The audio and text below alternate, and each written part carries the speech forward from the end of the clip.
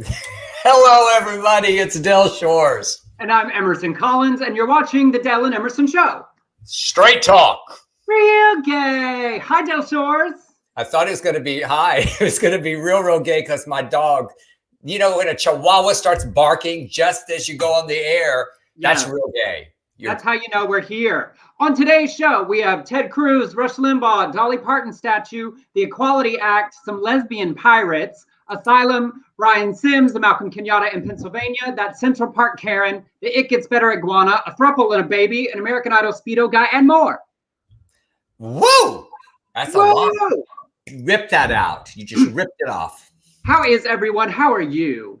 I'm doing okay. I had a good creative day. This is the first we've spoken. It's like we're not having to act.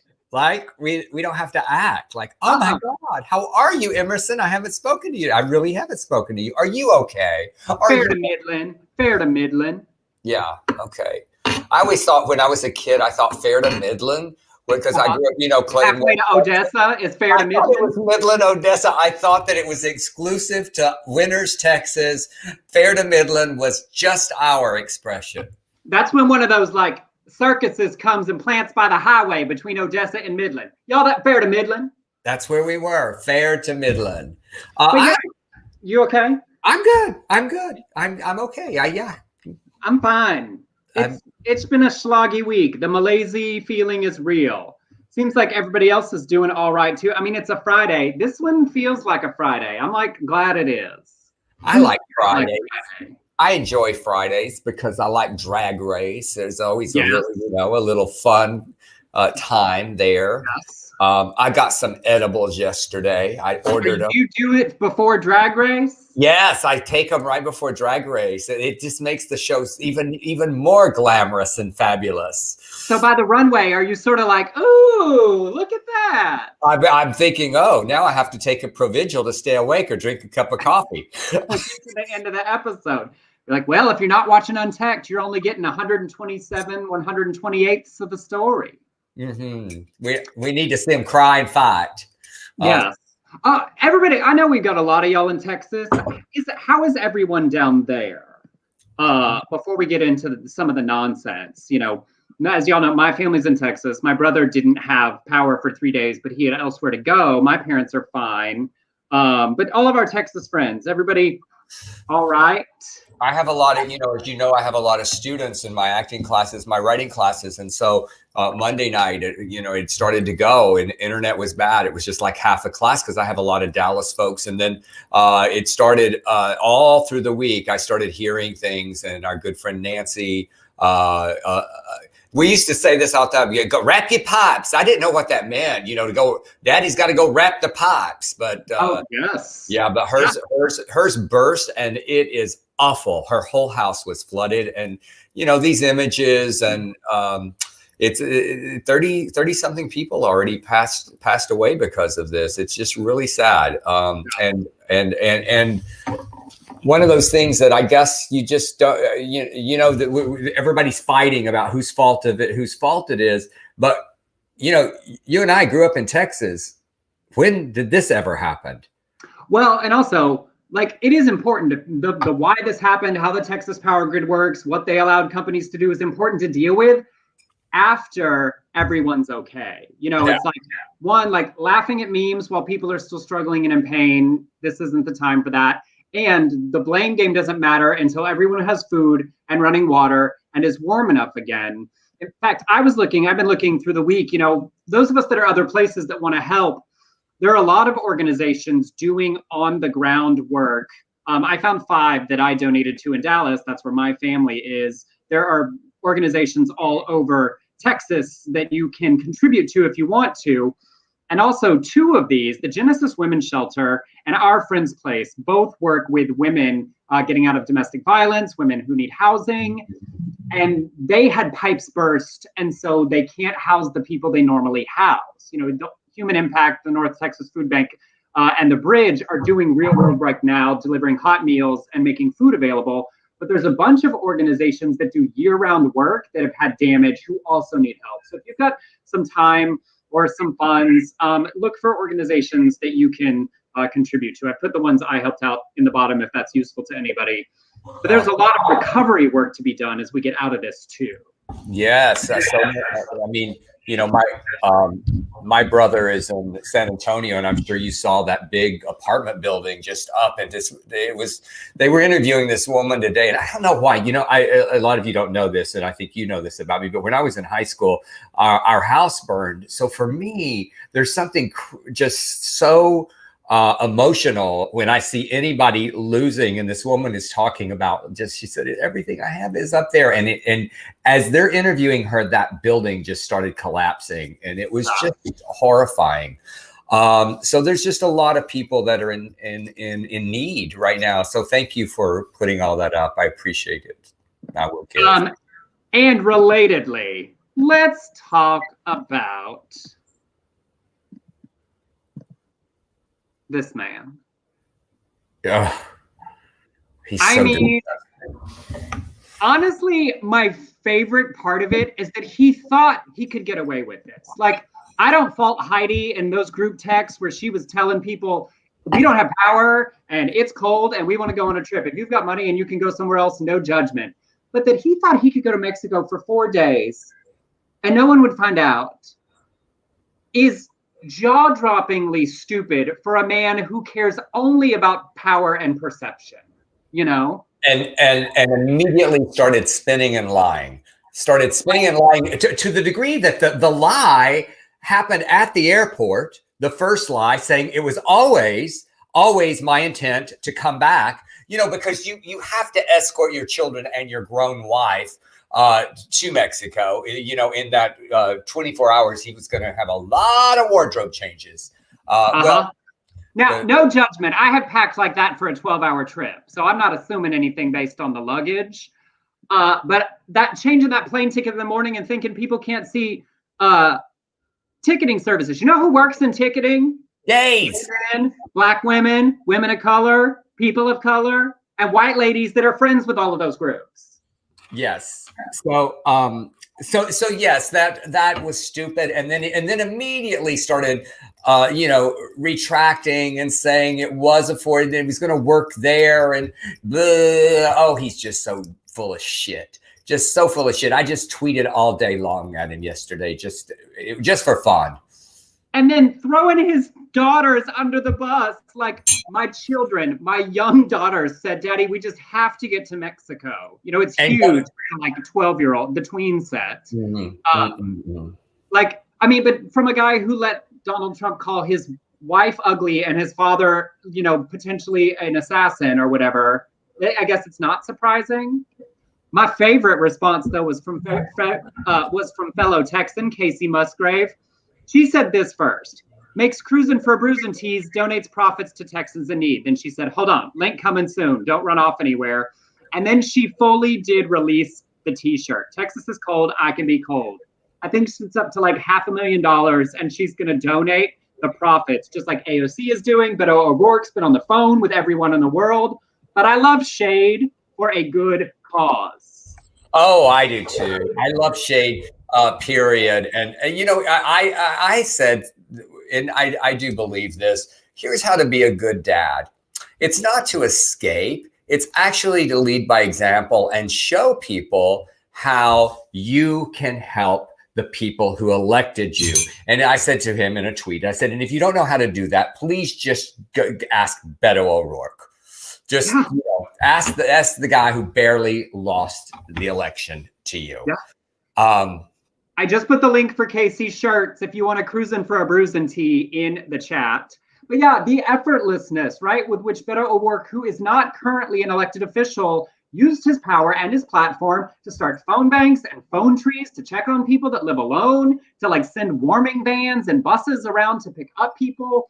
You know, the power that Ted Cruz has, even if you can't control the power grid in this moment, but man, can you lead by example rather than literally running away. And let's not forget AOC also raised a bunch of money, took it right down there. Yeah.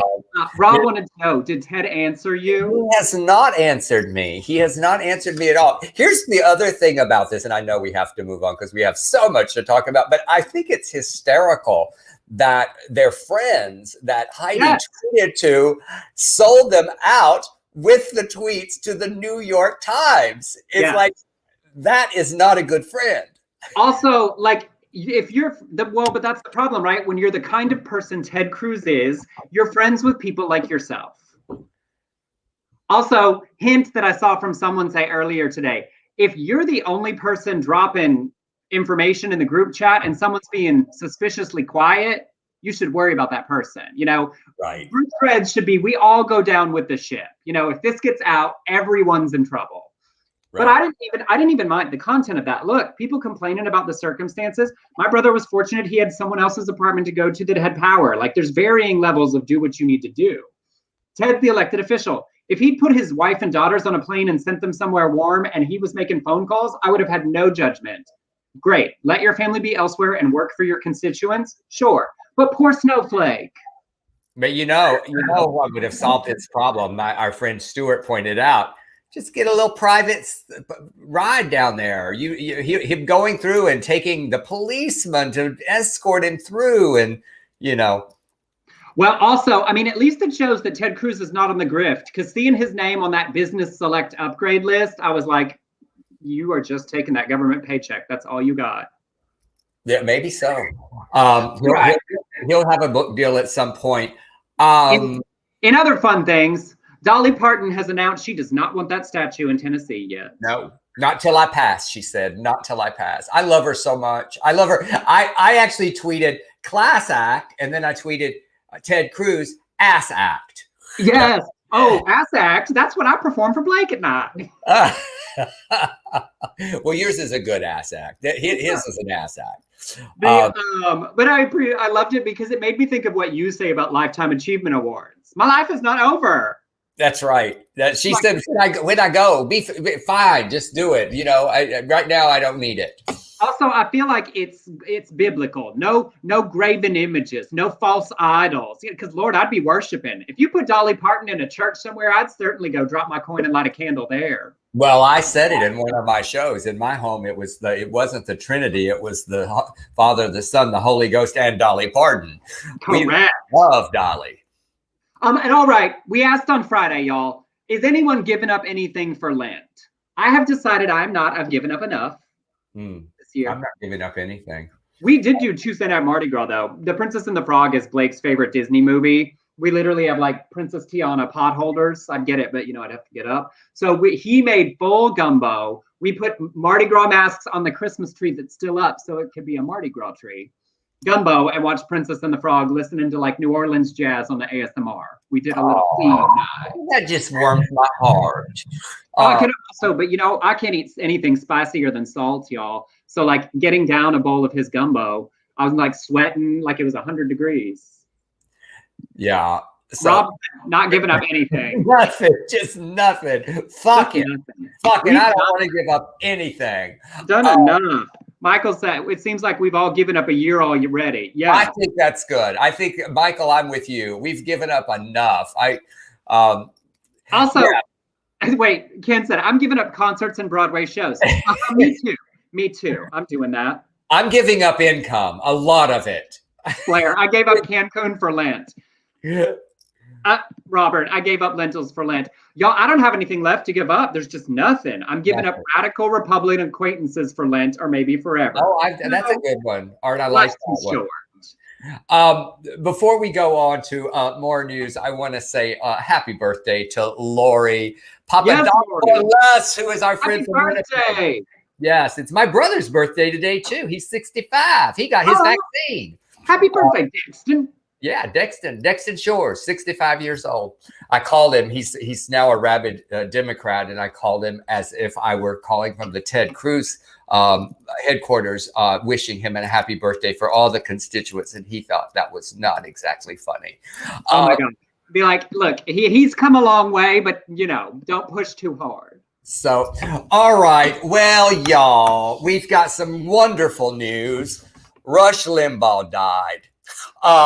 I don't care. Come for me. Come for me. I put this tweet up and nobody came for me. Everybody was celebrating. So of all the many examples of bigotry that this asshole spewed over the years on his radio, people brought back up that he used to do. Now, this is true. He used to do an AIDS update on his show, reportedly listing off all the names of gay men who had died of the virus, and then playing disco music in the background, including "I'll Never Love This Way Again." That's what an asshole he was. That's what a horrible human being he was. So when that Lauren, what's her name, wants to fly a flag half-mast asking Joe Biden, no, we are not going to do that. He got that presidential medal, and that was so stupid. So I hope they buried him with it. I do too. I hope that he took that right with him, clawed in his little nasty, grimy hand. The Iowa Cedar Gazette said the AIDS update is as everything I do, politically oriented and based upon my reaction. This is one of his quotes, based upon my reaction to what I consider to be extremism in the political mainstream by a group of people. He said that his targets is not AIDS victims, but militant homosexuals. Ooh, that'd be me, who blame church and government official for the epidemic, a practice he finds outrageous. It's a behaviorally spread disease, and they attempt to absolve themselves of any responsibility for the action they've taken, then suggest people who disgrace them with be banned from television, like Andy Rooney. So the AIDS update is meant to offend them. Damn right. There was also something else that I really loved, that Chaston, he tweeted a picture of, because Rush had many times said that he hated seeing Mayor Pete and Chaston. Oh, there you have the picture. I love it. So he acknowledged, he said that the last time that they should not be kissing in public, how disgusting it was. So Chaston posted this picture. That's all he did. The moment Rush died. And my favorite thing was Dana Bash came in and said, that's what you call subtweeting. That's what the kids call subtweeting. And what I love about that, in all of our, because I hate, like, when someone dies, you get to have a real accounting of the activities of their life.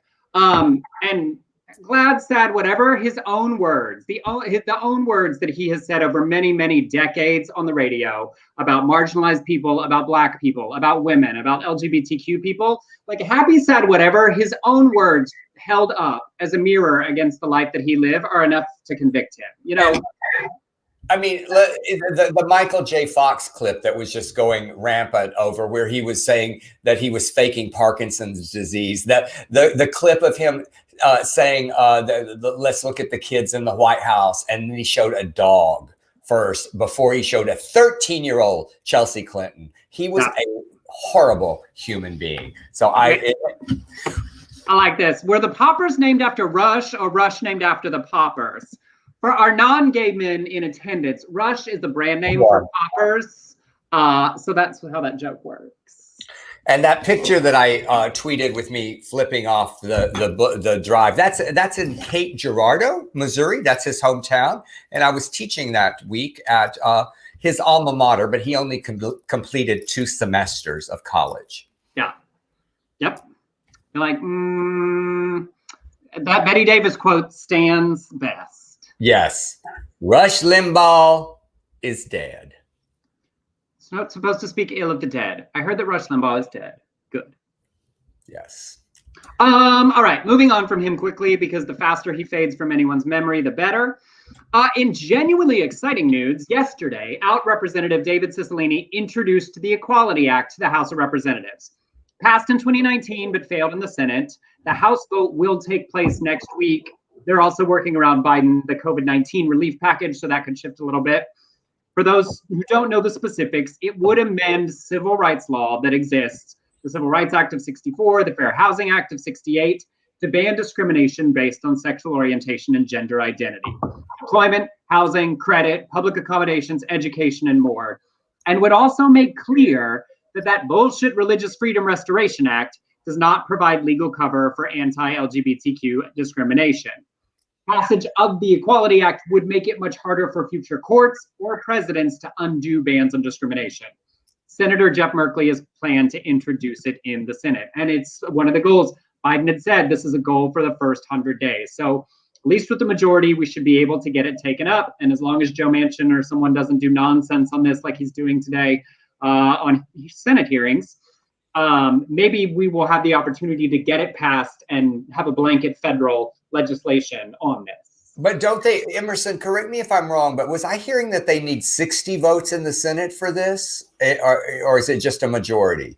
I don't have the specifics here. Was somebody in the House, y'all look that up, because I thought that there might be a little bit of a caveat there that if it were needed, that they really need to go for. Well, you should be able to drag 8 Republicans across an equality line. Should you? And also it's negotiation stuff. It can be used like, we'll vote for you on this if you give us this on this other bill. But it is a priority. It's clear the administration is pushing it. So once again, up to bat. So that's good.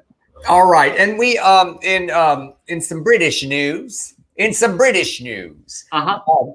I think I told you, Emerson, when I was a kid, we had a newscaster that was Spanish in Laredo, Texas. His name was Hugo Alcocer, and he would go, Saigon.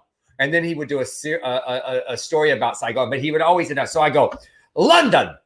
An 8-foot statue of lesbian pirates Bonnie and Mary Reid has gone up in the UK. And this statue was created by Amanda Cotton, displayed in London, and set for a permanent home on Berg Island in the South UK. There they are.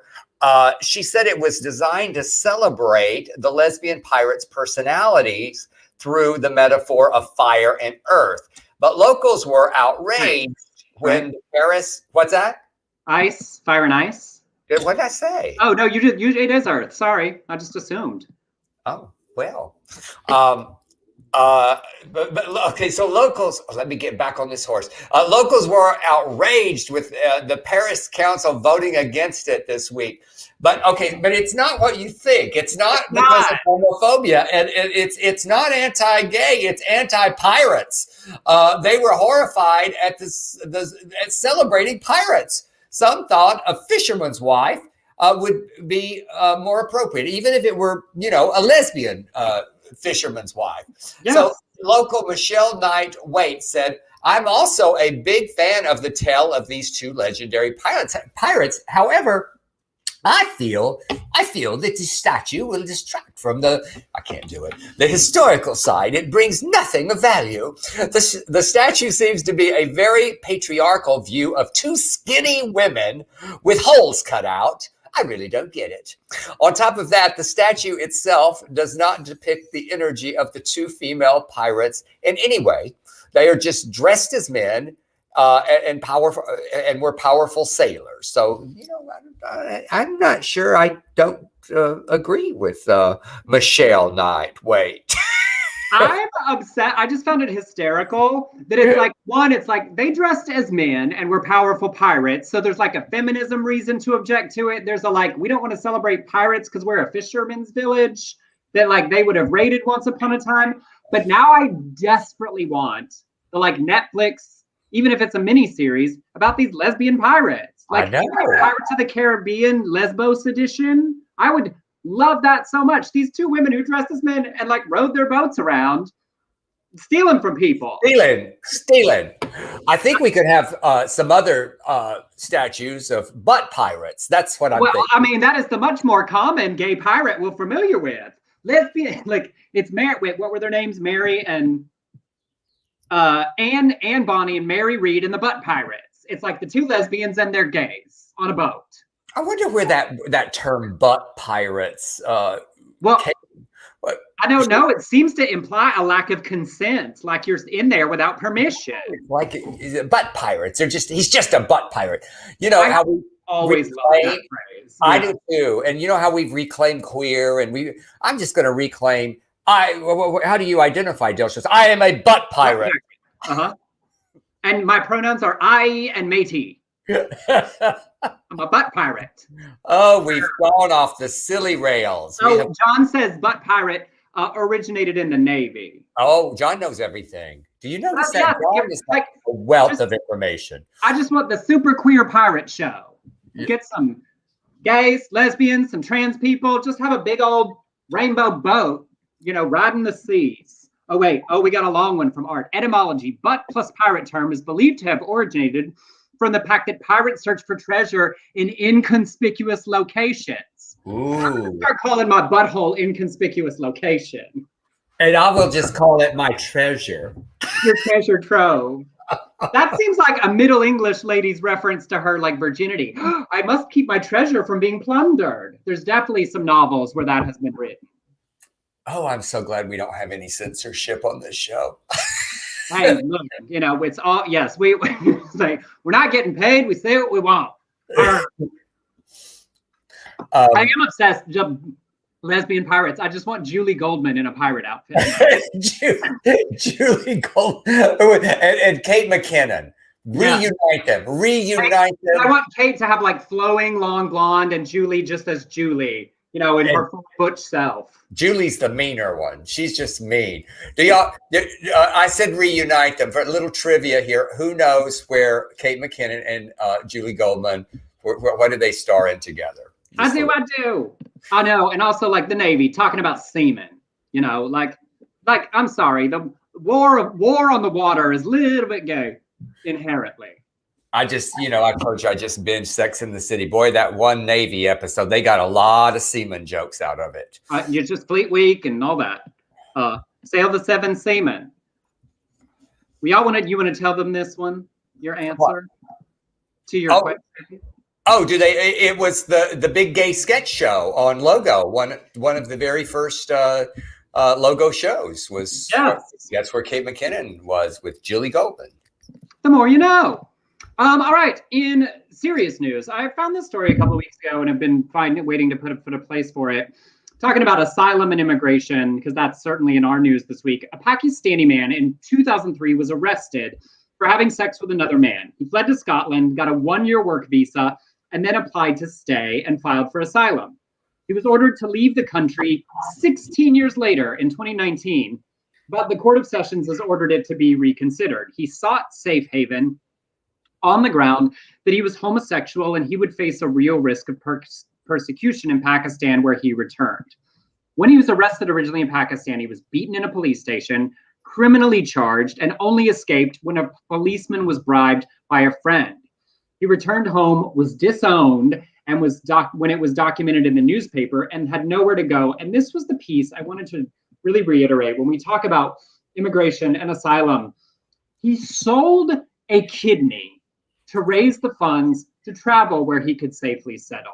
Now, certainly you can live with only one kidney, but it is not a casual operation. This man sold a kidney to have the funds to leave his country. That's why when we talk about asylum, no one's pouring into our countries just for some kind of free ride. And it's important this week as we talk about two things that happened, one good and one bad from the Biden administration. They introduced an immigration plan, the U.S. Citizenship Act of 2021, that includes positive things: a shorter process to legal status for agricultural workers and DACA recipients, an 8-year concrete pathway to citizenship for the 11 million undocumented people who live here, money for 4 years to work on corruption, security, and prosperity in migrant communities, and a plan to create processing centers in Central America.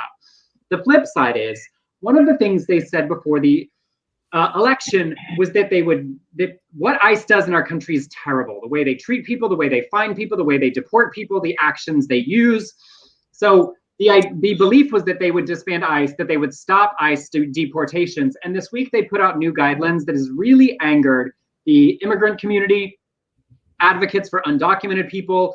A lot of LGBTQ people are in that category. So a good and bad week for this administration on immigration and asylum, which particularly affects many people in our community and people in our community that are people of color. And that is how and why they got here. So we have to stay attentive to what is a really complicated issue, but does have to keep being talked about. So I know, not, but like, it goes back to that holding this administration accountable as we celebrate the victories, but also the things that aren't good, that we don't play a sycophantic role that we watched many people play for the last administration, and we challenge them when they do things that aren't in the best interest of our communities. Amen. So on that serious note, we've reached the halfway point. We are so grateful that so many of you join us on Tuesdays and Fridays for this show. Please share the broadcast if you haven't. The more we grow, the better we do, the more likely we are to keep doing it. But if you enjoyed and have some dollars you would like to share, you can send us a tip on Venmo to @EmersonCollins or on PayPal to beardcollinshoresproductions@gmail.com. Thank you to Leanne, who has already contributed. It is in the ticker at the bottom. No pressure. But if you have some spare money and you've given to everyone you can think of, we'll take it. You gave to Texas, you gave to Texas, then give to Texans. There you go. I know. Well, look, I gave $100 to 5 different organizations, but it's split between them, y'all. I don't have much money. It was $20 a piece to those organizations I put below. So if you contribute to me, you're just refilling the story that I gave out to other people. Good. We appreciate those who give and those who can't. It is so fine. Yes, please just share our broadcast and keep us going. We want to keep introducing out candidates to you. Yes. And so we've talked a lot about Brian Sims, who has a crazy great voice. I don't mean how he sounds, I mean what he says. And has been doing this as in Pennsylvania legislature. And he is like just fearless. I love him.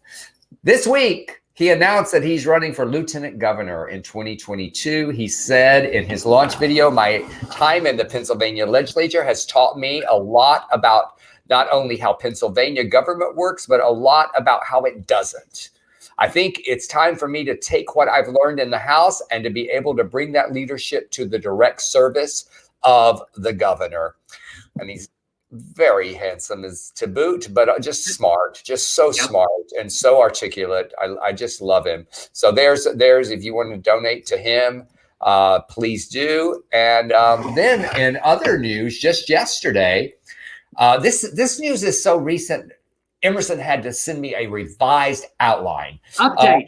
Stay on top of it, y'all. You're just like, it's just spitting out of that AP wire. Emerson they're just tearing it off and putting it into our outline.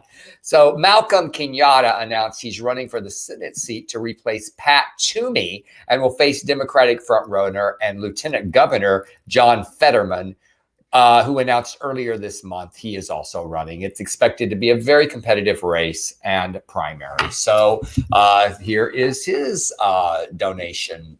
And if y'all remember, he was one of the ones who was in the keynote, one of the out people represented in the keynote at the DNC this year. And he is definitely entering what will be a heavy field, because he's running against the Democratic lieutenant governor that's trying for this seat.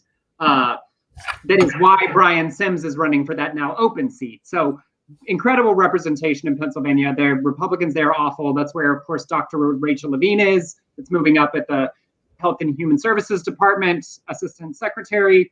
So lots of incredible out leaders in Pennsylvania doing great work. We've talked about them before, and we want to excitedly support and celebrate them heading into elections that are next year. They're already on it. And also that matters, getting out first, right? Getting up front, getting big announcements, start raising that money. But also impressive just to see. This is Kenyatta's second term. Brian's been in the Pennsylvania House since 2012. So really great representation for our community and leaders in their communities.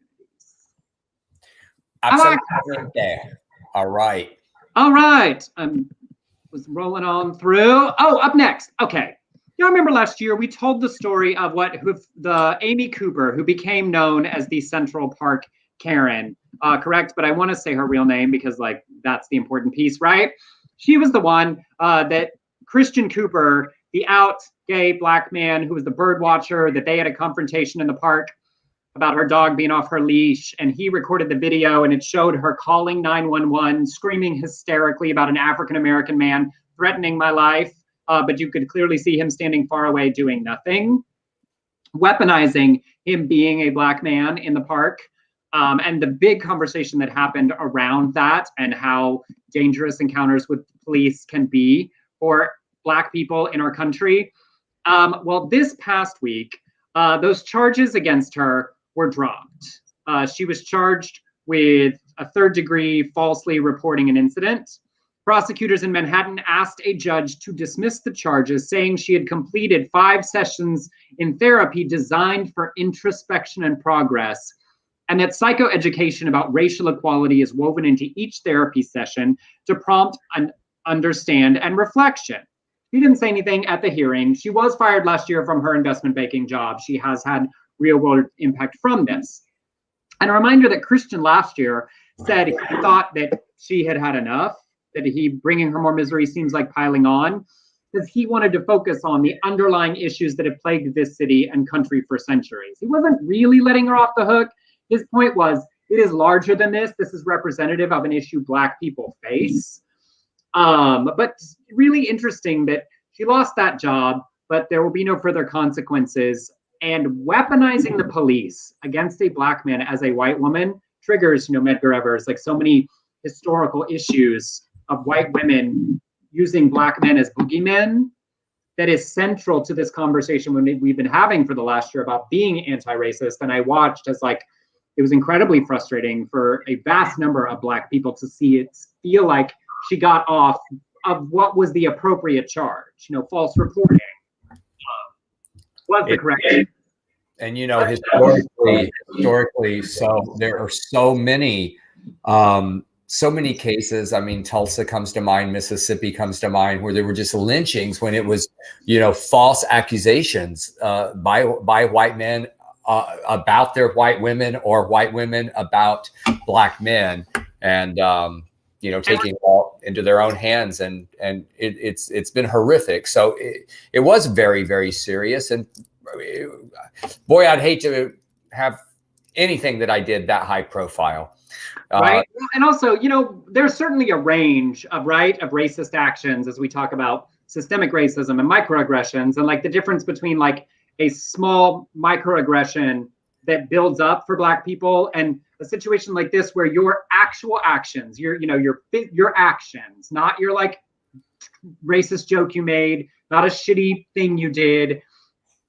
She put this man's life in danger. If they showed up thinking that there is a violent Black man aggressive towards a person, that's not a passive report, and to be allowed to create that kind of lie, to play on a trope, that is so extreme in the list of things that we have talked about. So I understand why people are upset. And when we work at being anti-racist, it's changing casual mindsets that we all have, casual patterns we may all engage in, things we benefit from. This is actively, aggressively playing on a dangerous racist trope to put this man's life in danger. Yeah. Well, I was going to say, I wish her well. I wish her reform. I hope that she does something good in her life to counter what happened.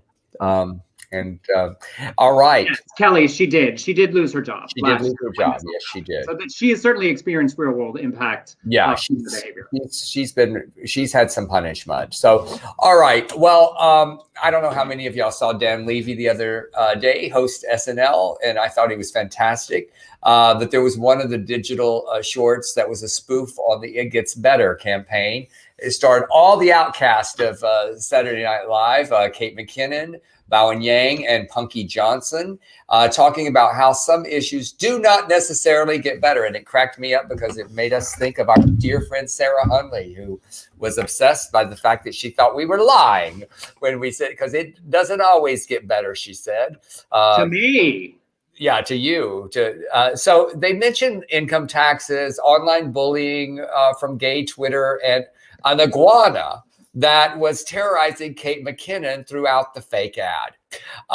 Now, the It Gets Better campaign, founded through, a decade ago by Dan Savage, he's using it for fundraising. They are selling a new limited edition iguana pin inspired by the sketch. The description says, "Here at the It Gets Better project, we're here to support you every step of your identity journey, unless it involves purchasing a live iguana, and we have no idea how to help." All the proceeds will benefit the It Gets Better mission to empower and inspire LGBTQ plus young people through storytelling. So there you go. You just go to itgetsbetter.org and you can get yourself an iguana pen. I loved this sketch, made me so happy for 1,000 reasons. One, Dan as the host was fantastic. How are we not all in love with him and what he's creating in the world? But two, that there are enough outcast members for them to do a joke about our community that's not punching down. It's like funny because It Gets Better has done such great work. Those videos were so important, but there is a funny after effect of like, it's not better all the time. The joke of like coming out is the beginning of a new journey. And to make that joke in a smart way about real things, how we like bully each other for opinions about pop stars, paying taxes is hard.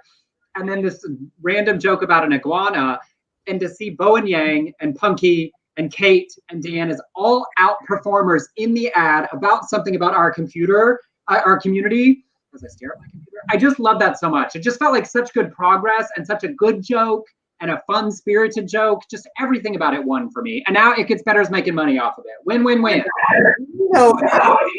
Somebody could have taken it wrong. Somebody could have said, "Oh, you're making fun of something that is so important." And get right. And Dan, I love Dan Savage so much. He said, "Let's just make money. Let's." I was gonna say, like, if you're looking for a problem, if you find it there, because that's the point was simply like life is still hard. That was the joke. Like it gets better. Like we do want to token, but like life is still hard.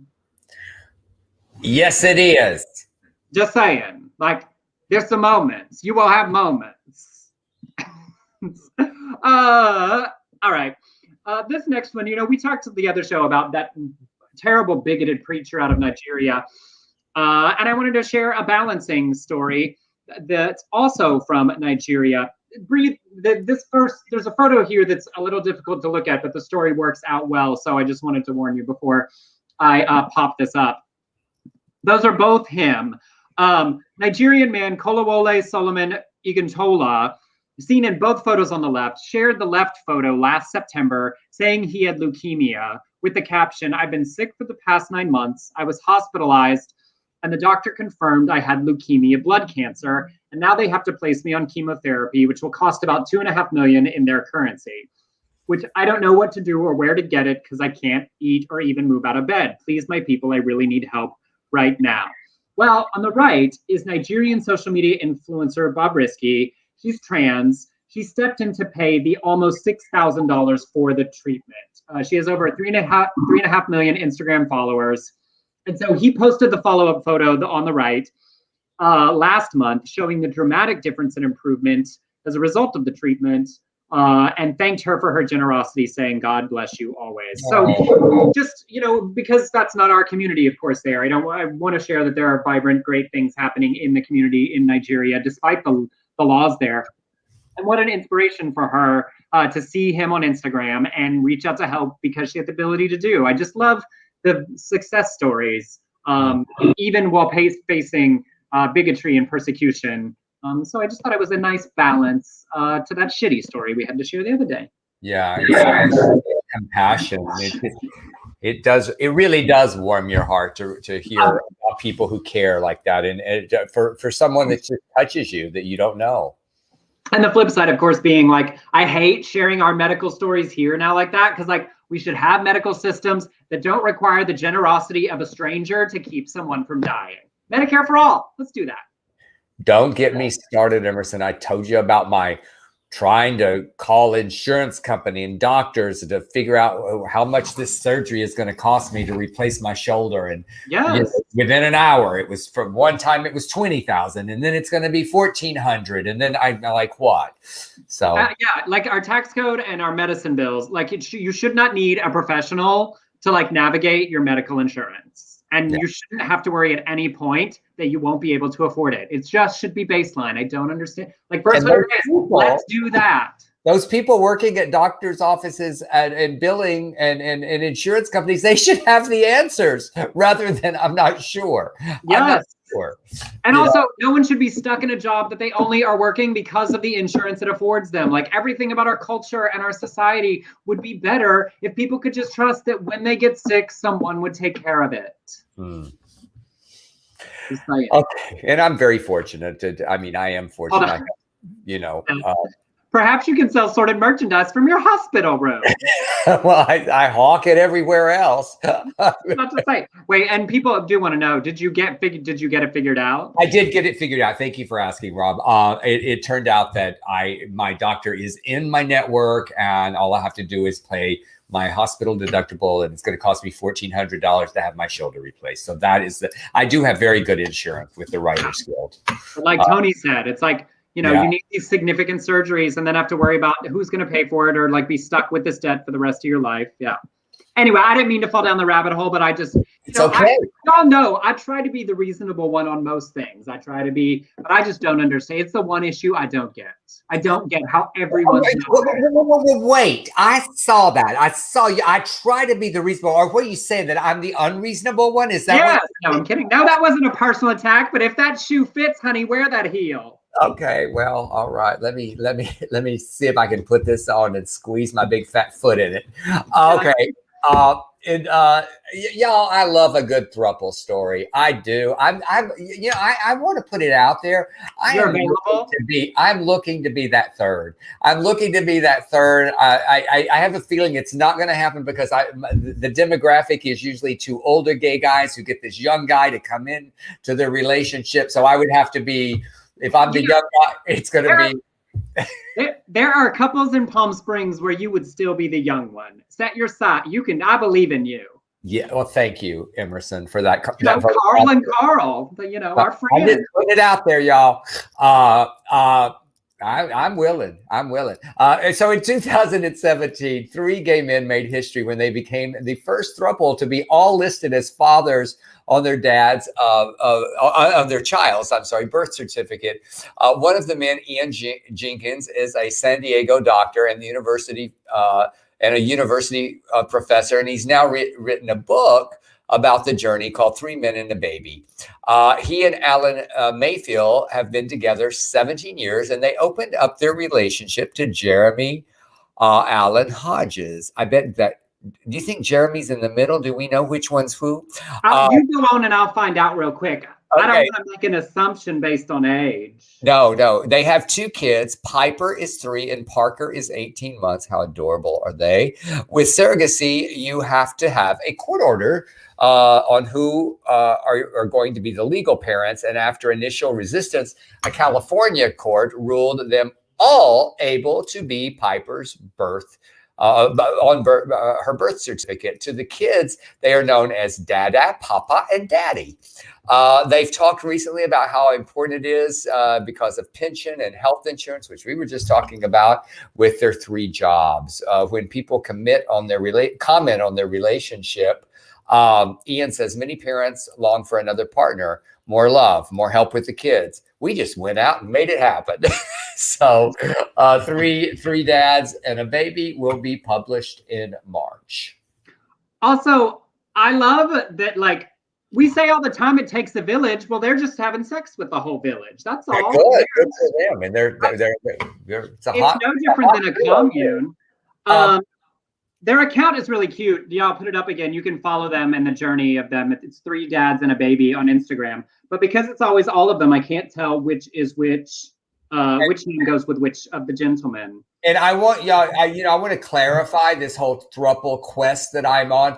I don't want any more kids. I'm done. I'm good with my daughters. They're grown. So I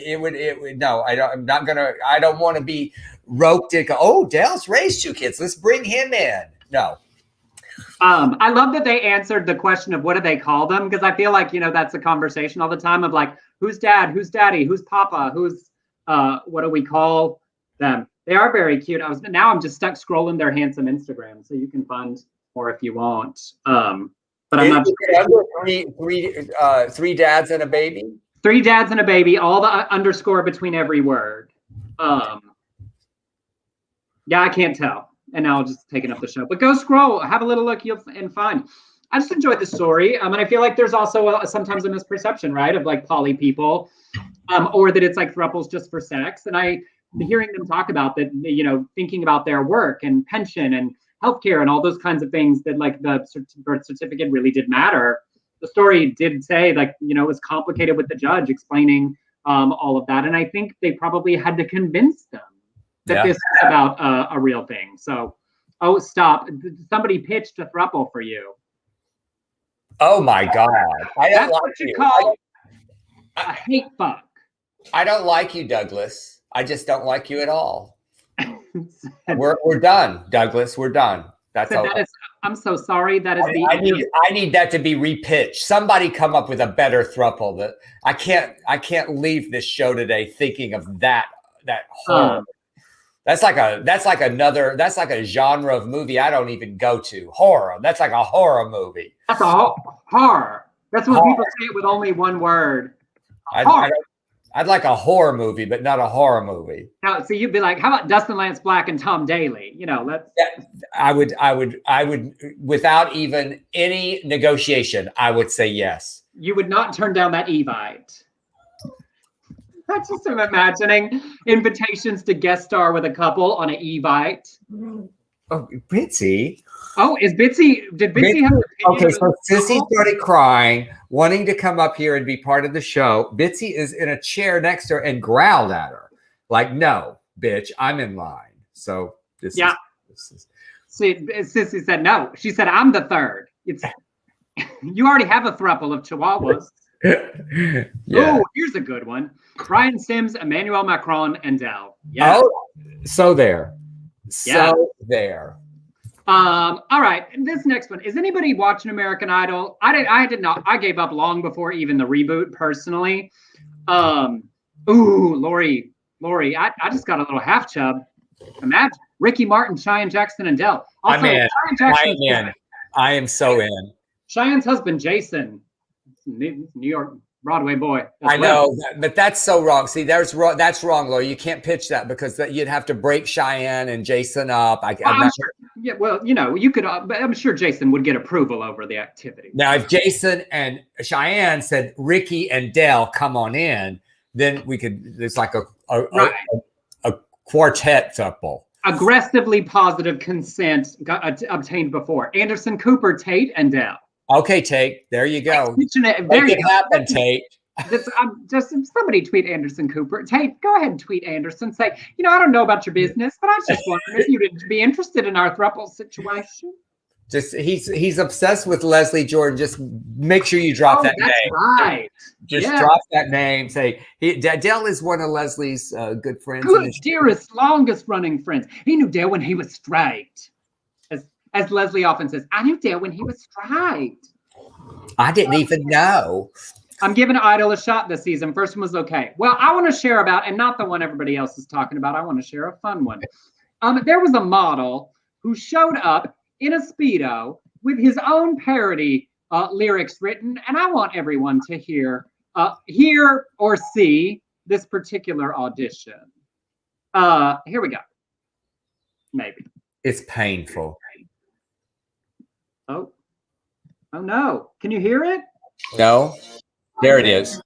A with a big dream and a Speedo. I was modeling for Fashion Week, only to stroke my ego. But I just wanna sing, because it is my dream. I'll do whatever it takes with a smile to be American Idol. It's not about money, I'm just tired of walking the runway. I don't wanna be objectified. Music gets me electrified. Yeah, people think I only have a six-pack, zero talent, just a really nice. People look at my butt. I'm a singer now, so keep your eyes shut. People like me for my. Okay, that's enough. You get it. He doesn't want to be objectified. He doesn't want to be objectified, yet he's in a Speedo on American Idol. I mean, there's a tongue-in-cheek, so to speak, of that I appreciate. However, I don't know that you can sing the lyrics. I don't want to be objectified. People think I only have a six-pack, zero talent, just a really nice, and I believe the bleeped words were big dick, because that completes the rhyme. If you don't then demonstrate that you have talent, Yeah, he did not. I mean, he is very pleasant to look at. It worked for him. It got him on the show. I actually checked into him further. His name is Mario Adrian, or Adrian Mario. I may have had it backwards.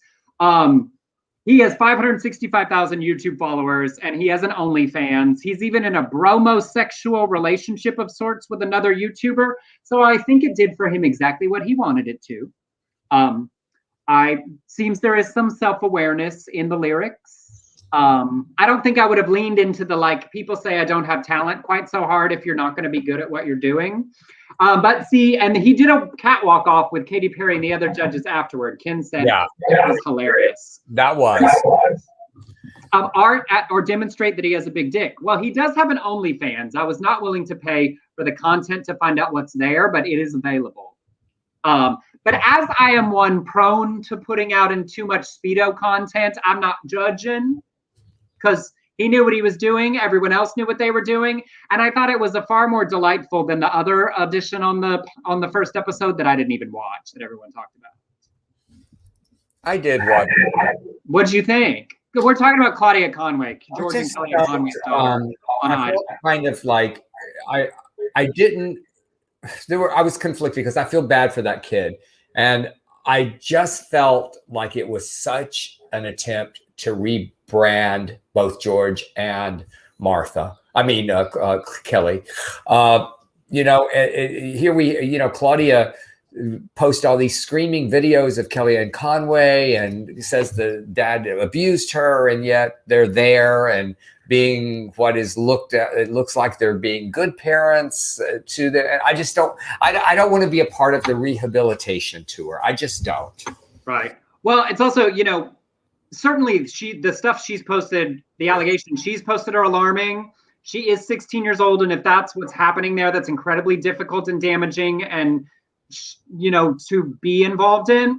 But even separate from Claudia and the complicated issues there, Kellyanne Conway was the biggest advocate and mouthpiece, daily lying all the way up to like inventing the alternative facts concept, those stupid white pieces of paper. Like, she doesn't get to like he on Dancing with the Stars like Sean Spicer. Like, I am not okay with giving any other cultural weight to the people that actively lied and supported the message of the administration. I'm not talking about somebody's assistant at State Department. I'm talking about the people that stood out front. Sarah Huckabee Sanders, Kellyanne Conway, Sean Spicer, like the people who knowingly lied for the last administration do not deserve to be like he laughed at in the cultural mechanisms. And then there's another part of me that doesn't want to hold it against the kid because of the parents' crimes. She was better than I anticipated. I will say that. Was she good? That's different than what you just said. Inconsistent. I thought maybe there's a possibility for something there without auto-tune. I guess we'll see. Yeah. But it's also, so even there, like, great, you want to do that, let her talk. But like the producers of that show made a choice to provide the platform to Kelly and George. That's different from giving the daughter an opportunity and playing on it. There's gross things about reality TV, right? We plumb people's stories for tears and waterworks and emotion, and that's part of the story. But it is an additional choice to provide them the platform to be like, oh, shucks, my daughter. Mm-hmm. Y'all know I love some reality TV, but like as Xana said, they are not forgiven.